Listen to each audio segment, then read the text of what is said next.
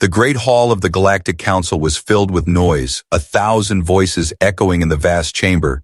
Alien leaders from every corner of the galaxy sat in high seats, their eyes glowing, their bodies wrapped in fine robes, their voices rising in judgment and debate.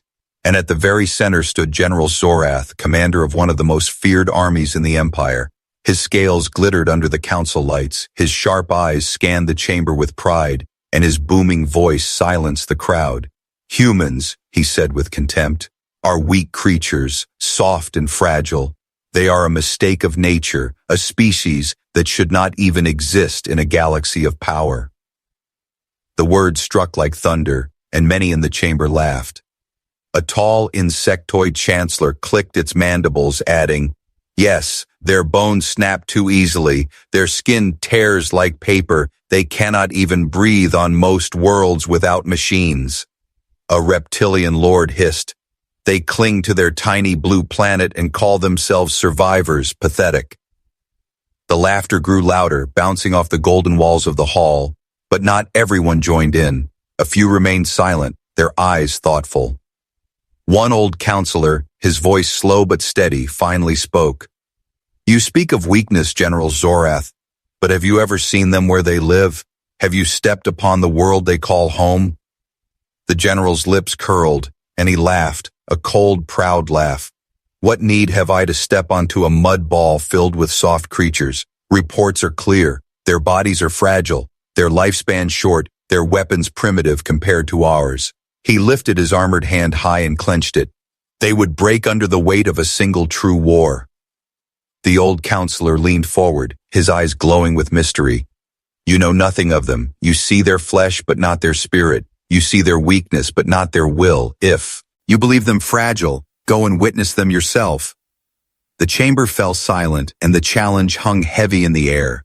Many looked to the general, wondering if he would accept or retreat. Zorath's pride burned like fire. He would not back down before so many eyes. "Very well," he said, his voice echoing. "I will go to their world, and I will prove to you all that humans are as weak as I say." Cheers erupted, some mocking, some excited to see the arrogant general take the test, but the old counselor only smiled quietly, as if he knew something the others did not. Days later, the general's warship, the Vengeance of Stars, cut through the black void. It was a vessel built for war, sharp and vast, filled with weapons and soldiers, yet it traveled with only one purpose now, not to destroy, but to observe. The general stood at the viewing deck, his eyes fixed on the blue and white sphere ahead, Earth. From a distance, the planet looked peaceful, a shining jewel wrapped in clouds, but the reports he carried spoke of storms, deserts, oceans, mountains, and creatures more dangerous than soldiers, a world where even the air could freeze or burn, where jungles swallowed lives whole. He sneered, "If they truly survive here, it is by luck, not strength." The ship descended through the clouds, the view changing to wild landscapes far from human cities. Zorath did not want to see their machines or their walls. He wanted to see humans in their natural state, away from technology, away from protection. So he chose one of the most dangerous regions, a place other species would call a Deathworld. The air was thick with heat. Storms rumbled across the horizon. Beasts roared in the distance. Even his soldiers shifted uncomfortably, their armor humming with protective fields. Yet he felt excitement. This would be his proof. Through the scope of his visor, he expected to see broke in camps, desperate survivors, maybe bodies scattered in the wilderness. Instead, he froze, his eyes narrowing. There, in the middle of the wild, were children. Human children, no more than 7 or 8 years old, running and laughing as if the land itself was a playground. One boy climbed a rock face where sharp lizards crawled. Another girl leaped across a river where predators waited. They shouted, laughed, and played, their small bodies moving with energy and fearlessness. To them, this death world was not a prison, but home. The general's claws tightened on the railing, his chest heavy with confusion. He whispered to himself, "Children? Here? Impossible." A soldier beside him said nervously, "General, should we report this? They are surviving where even trained units would die." But Zorath raised his hand, silencing him. "No," he growled. "We watch, we see, and then we will judge."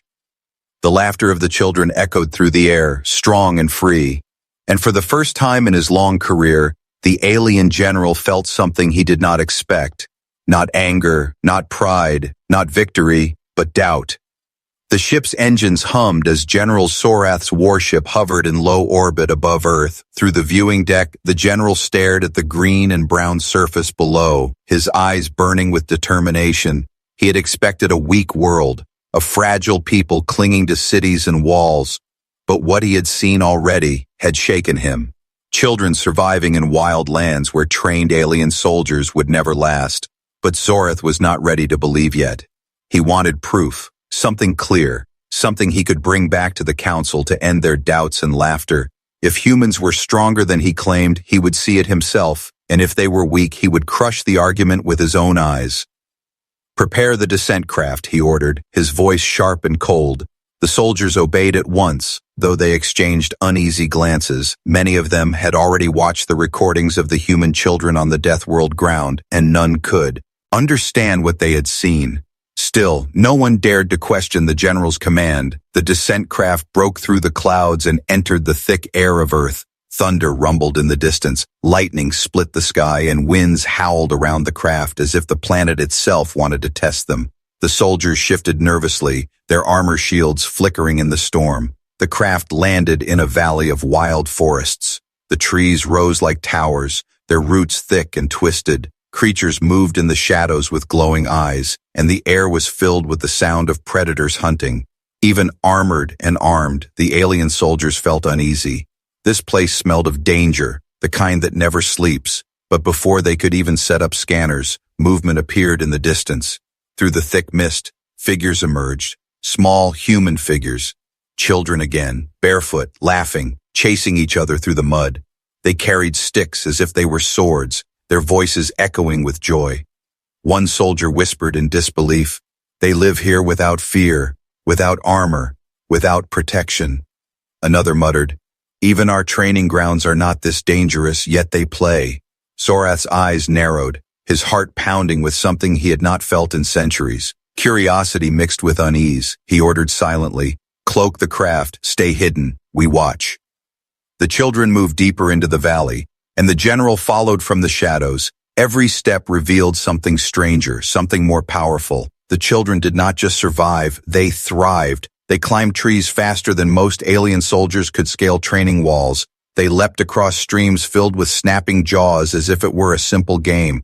One boy slipped and fell into the water and a predator lunged. But before panic could strike, the others acted. They threw stones, screamed, waved sticks, and pulled their friend out with calm and focus. Their teamwork was natural, unplanned, and yet stronger than the trained drills of armies. The soldiers watching felt their scales crawl. One whispered, "General, these are not warriors. They are not even adults. How can children show such strength?" But Zorath only stared, his jaw tight. He had no answer. Hours passed, and the children showed no weakness. They gathered food from dangerous plants, hunted small beasts with cunning traps, and told stories to each other around a small fire. Not once did they look afraid. Not once did they cry out for help. To them, this death world was not a nightmare. It was a playground, a place where they grew sharper, braver, stronger. The general clenched his fists, his pride twisting into doubt. For years he had declared humans weak, but what he saw before him was the opposite. If their children could thrive in such chaos, what then were their adults? What then were their soldiers? His soldiers whispered among themselves, unease spreading like a shadow. "General, should we intervene?" one asked. "No," Zorath growled, his voice low and dangerous. "We will not reveal ourselves yet. Let them show us more." Then, as if the planet itself wanted to give him answers, the ground began to shake. A roar echoed across the valley, deep and thunderous. The children froze for only a moment before gathering together, their small faces lit with both fear and determination. From the forest shadows came a beast, massive, with claws that tore the ground and eyes glowing with hunger. The soldiers reached for their weapons ready to fire, but Zorath raised his hand. "No," he said, "do not interfere." They watched in silence, hearts pounding, as the human children faced the monster alone. One boy shouted a command, and the others moved with surprising discipline. They scattered, drew the beast away, used rocks and sticks to blind it, and lured it into a trap they had set earlier for hunting smaller prey. The trap was too small for the beast, but it slowed it, tangled its legs, and gave. Them time. The children attacked with courage that no council warrior would have shown at their age. The beast roared, thrashing, breaking free at last, but by then, the children had already escaped, disappearing into the trees with laughter echoing behind them. Not terror, not panic, laughter. Soreth's chest tightened, his mind spinning. He had come to prove their weakness, but every moment proved something else. He turned to his soldiers, his voice a whisper yet heavy with power. "These are not weaklings. These are not fragile beings," he said. "If their children can laugh in the face of death, what will their warriors do in the face of war?" Night fell over the valley, the sky glowing with stars brighter than any jewel. The alien general and his soldiers kept their ship cloaked, hiding in the shadows, but the general's eyes did not leave the children. Even as darkness spread and predators howled, the children gathered calmly around a fire they had built with their own hands. They ate, laughed, and told stories, their small voices rising bravely against the night. General Sorath clenched his jaw. These were no ordinary younglings. Most species in the galaxy would lock their young in safe chambers, feed them with machines, and guard them with weapons. But humans, they allowed their children to walk in death, and somehow, those children did not just live. They thrived. Still, the general could not allow doubt to rule him. He was a commander, a war leader, a conqueror of dozens of worlds, and in his heart he refused to accept that these fragile-looking creatures could be stronger than the mighty races of the galaxy. So he decided on a test. If these children were truly as strong as they appeared, then they would survive what he was about to unleash, and if they were not, their weakness would be proven once and for all. He turned to his second-in-command, a soldier with armored plates and burning eyes. "Release one of the training beasts from the holding cells," Soreth ordered, his voice sharp as steel. "Let it loose into the valley. We will watch, we will see." The forest was still shaking from the predator's retreat, its roars fading into the night. The human children stood in the clearing, their small faces shining with sweat, their chests heaving, but their eyes bright with victory. To them, it was not horror, it was adventure, a challenge they had faced and won. They laughed, slapped each other's shoulders, and went back to their fire as if nothing had happened. But on the cloaked ship above, silence filled the command deck. Not one soldier dared to speak. General Sorath stood at the front, his claws digging into the railing, his mind burning. He had unleashed a beast bred for training warriors, and these children had driven it back. Children, not soldiers, not adults. And they had done it with sticks, fire, and courage. Still, doubt gnawed at him. Perhaps it was luck.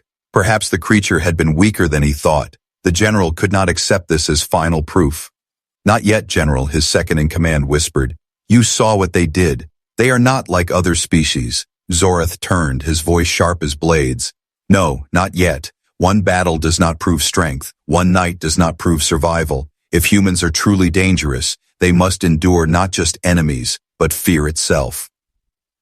The soldiers exchanged nervous looks. They knew what their commander meant. He would not stop at predators. He wanted to test their hearts, to push them into terror. Only then would he see if these children were truly unbreakable. At dawn, the sky burned with red light, mist crawling across the valley. The children stirred from their sleep, stretching, yawning, their laughter soft in the cool air. They did not know the general's plan was already moving against them. Far away, hidden in the mountains, Soreth had ordered a new device deployed. It was a fear generator, a weapon not of blades or claws, but of the mind. It released low pulse, as into the air, unseen and unheard, designed to awaken terror inside any creature. Even hardened soldiers broke under its weight, their courage shattering, their bodies trembling as their minds drowned in dread. If the children were truly strong, they would resist. If not, their weakness would finally be revealed. The device hummed, its invisible wave rolling down into the valley. The soldiers on the ship held their breath, waiting. And below, the change began. The children froze, their laughter cut short. One boy's eyes widened, his small hand shaking. Another girl gripped her chest, her breath quickening. The device filled their minds with images of death, loss, and shadows crawling from every corner. Even the strongest species of the council would fall here, and for a moment the general thought it was working. But then something unexpected happened. Instead of scattering in panic, instead of running in terror, the children huddled together. The oldest boy shouted, his voice trembling but strong, "Stay close, don't let it win." He held the smallest child's hand, pulling him close, and the others did the same, forming a circle. Their breaths came heavy, their eyes wide with fear, but they did not break. They whispered to each other, sharing stories, telling jokes through trembling voices, reminding one another they were not alone.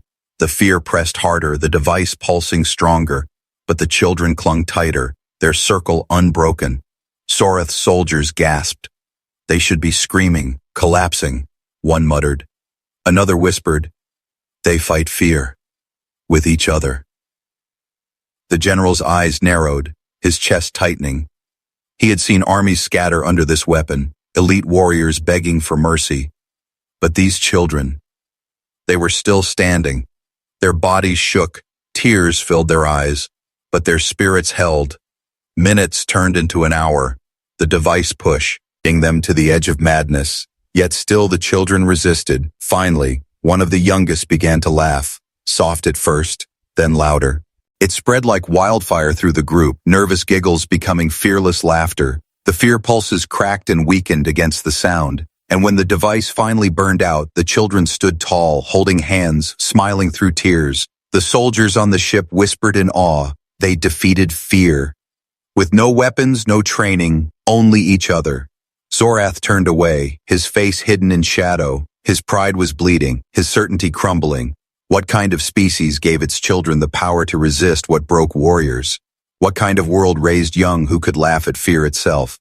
Night returned, and the general sat alone in his chamber. The echoes of the children's laughter haunted him. For the first time he wondered if he had made a mistake, if his mocking words before the council had only revealed his own ignorance. But another thought came, darker, heavier. If this was the strength of their children, what strength would their adults show? What would their warriors do on a battlefield if they were raised from birth on Deathworlds like this? He clenched his claws, whispering to himself, "No, this is not weakness. This is something else, something dangerous."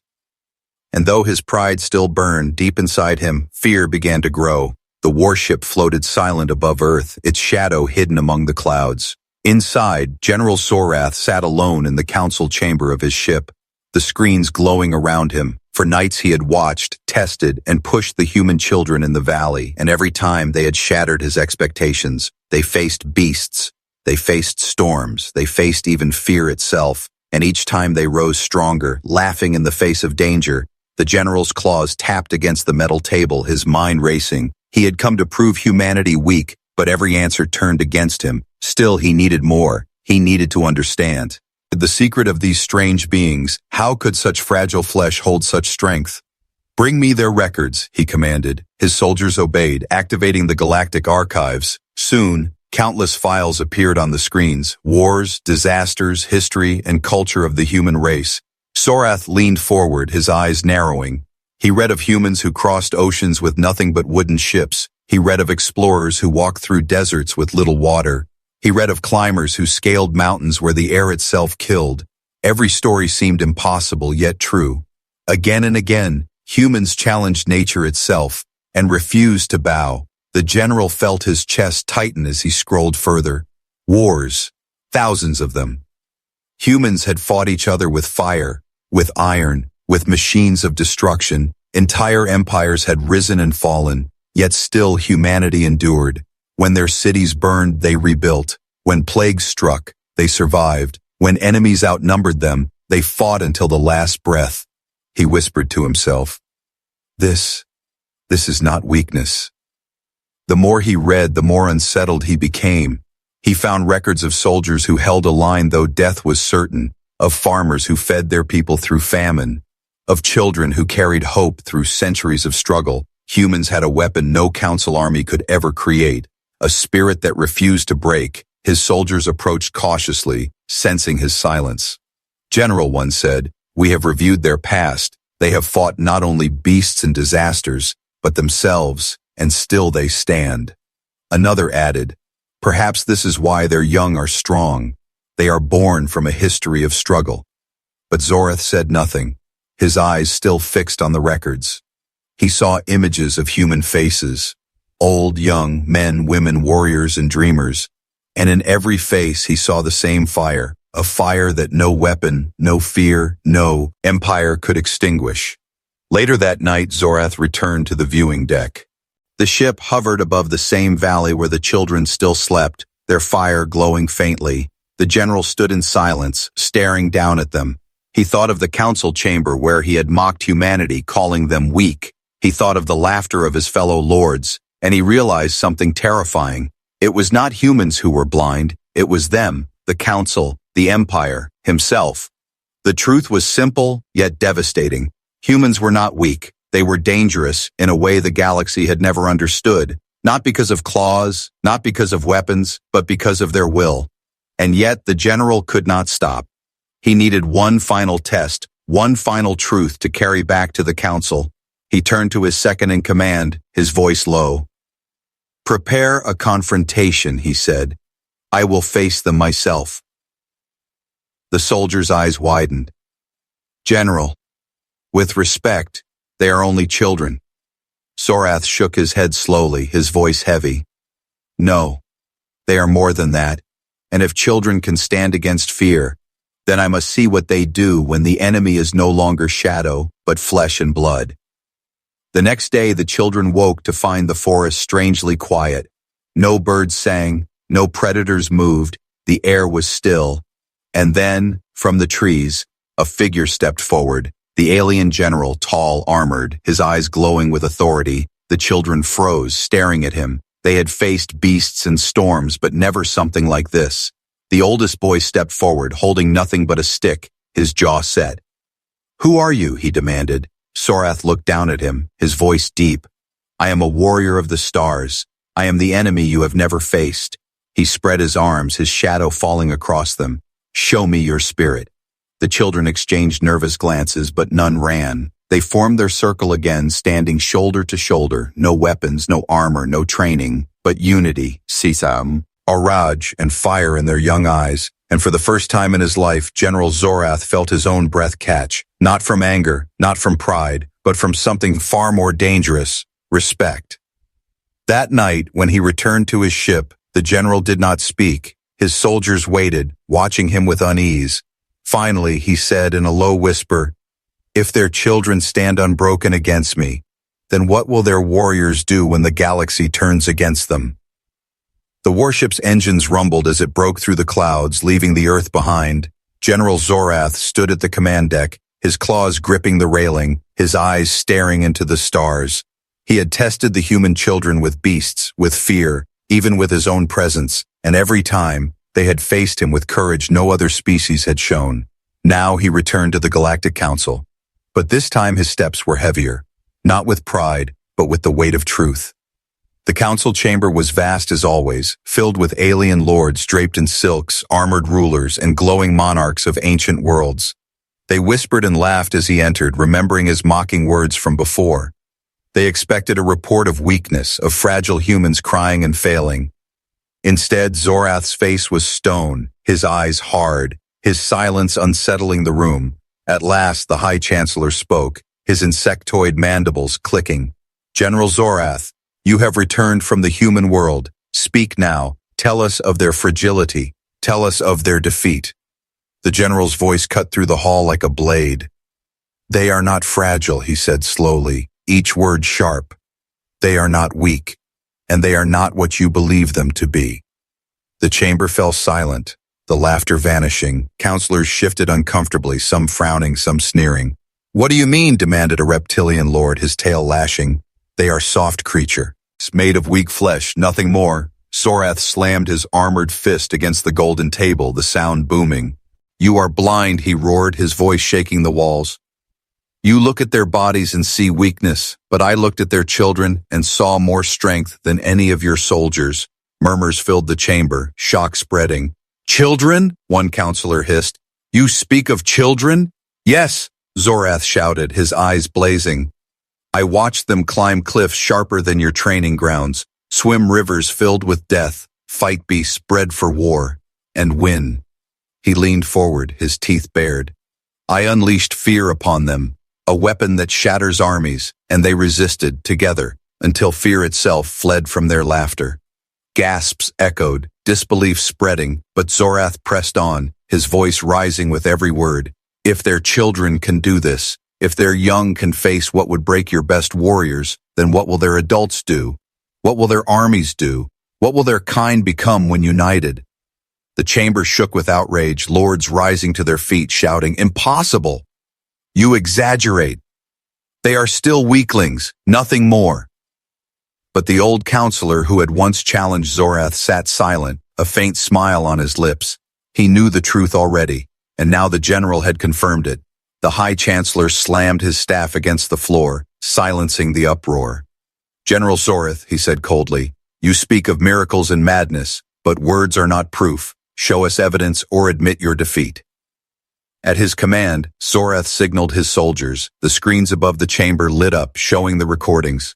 Children climbing cliffs with laughter, children pulling one another from rivers filled with predators, children standing in a circle as a monstrous beast lunged, their sticks and fire driving it back, children holding hands under the weight of the fear generator, trembling but never breaking. The council chamber grew quiet, their voices stolen by the images. Some leaned forward in disbelief, others whispered nervously.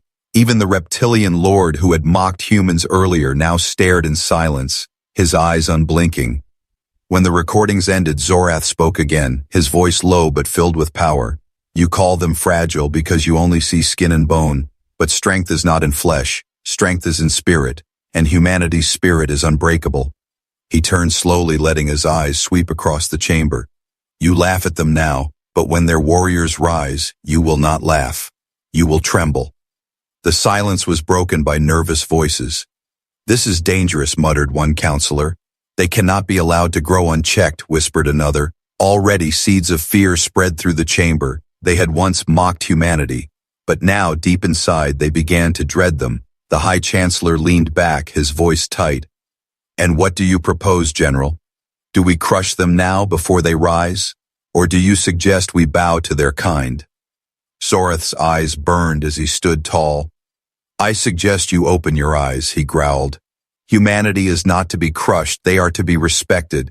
For if you push them, if you threaten them, you will awaken not weakness but fury, and no empire, no council, no fleet will survive what comes after."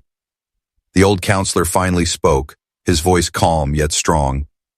"I warned you once," he said, looking at the others, "and now you have heard it from the general himself. Humanity is not prey, they are the storm." The chamber erupted in arguments, voices rising in panic and denial, but deep inside, every leader felt the same shadow crawl into their hearts. Fear, not of human weakness, but of human strength.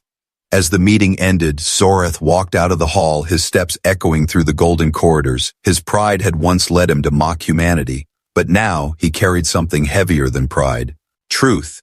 And as he looked out through the council windows into the endless stars, he whispered, "If their children can already shake the galaxy, then their future will decide its fate." The council chamber remained in chaos long after General Zorath left. Alien rulers shouted, argued, demanded action, their voices rising like storms clashing against one another. Some cried out for war, insisting humanity must be crushed before they grew stronger. Others whispered in fear, wondering if such a war would only bring doom upon them all.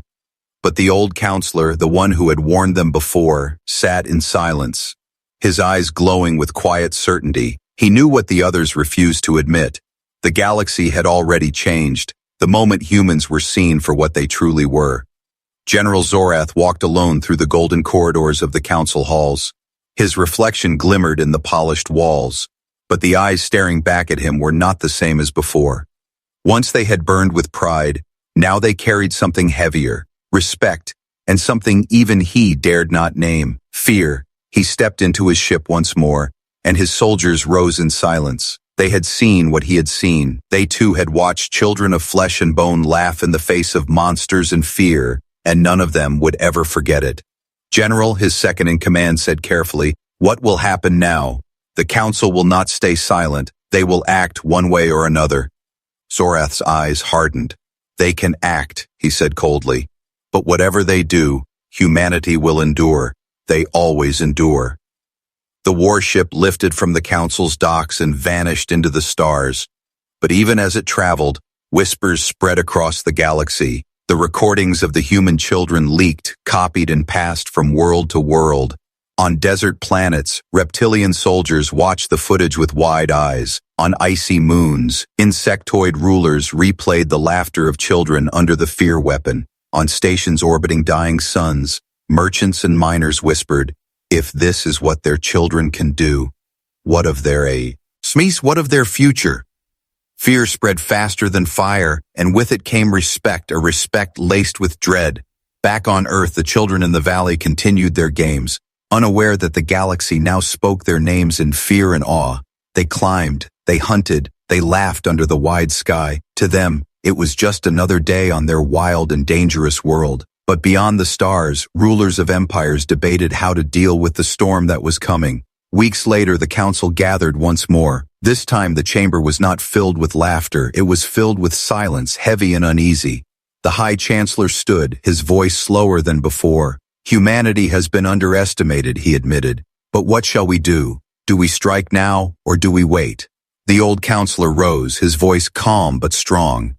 You cannot strike what you cannot break, he said. You cannot crush a people whose strength is not in their weapons but in their spirit. They will rise again and again, until you are the ones broken. His words silenced even the most warlike lords, for deep inside they knew it was true. And then the great doors opened. General Zorath stepped inside once more, his eyes burning like fire. He raised his head high and spoke without hesitation. I mocked them once, he admitted, but now I tell you the truth. If you bring war to humanity, you will bring war to yourselves. He pointed a claw at the council, his voice thundering. You see their children and call them fragile, but I tell you, those children are the foundation of a storm that will sweep across the stars if you dare to awaken it. Gasps echoed through the hall, but no one laughed this time. Every ruler, every lord, every chancellor felt the weight of his words. The galaxy had seen the recordings. They had seen children standing unbroken where soldiers would fall, and they could not deny it anymore. Zorath's final words cut through the silence like a blade. Humanity is not weak, he declared. They are the storm, and the storm does not bow. It destroys. He turned and left the chamber, his steps echoing like thunder. Behind him, the council sat in silence, shaken to their very cores. Far away, on a quiet valley of earth, the children laughed once more, chasing each other under the sun. They did not know that their laughter had already shaken the stars. They did not know that generals, rulers, and empires now feared them. And perhaps that was the greatest truth of all. Humanity's strength was not in fear, not in weapons, but in something far deeper, a spirit unbroken, a fire that would never die.